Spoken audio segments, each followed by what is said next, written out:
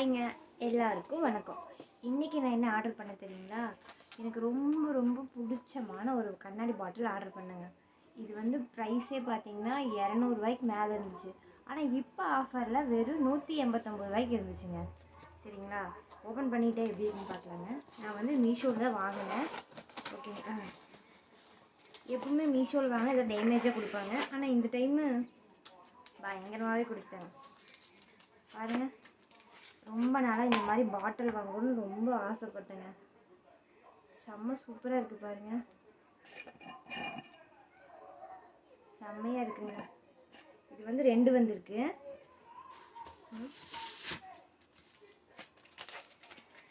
பாருங்கள்,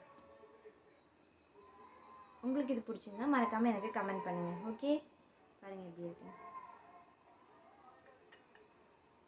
இப்போ ஆஃபர் போயிட்டுருக்கு, நீங்களும் நிறைய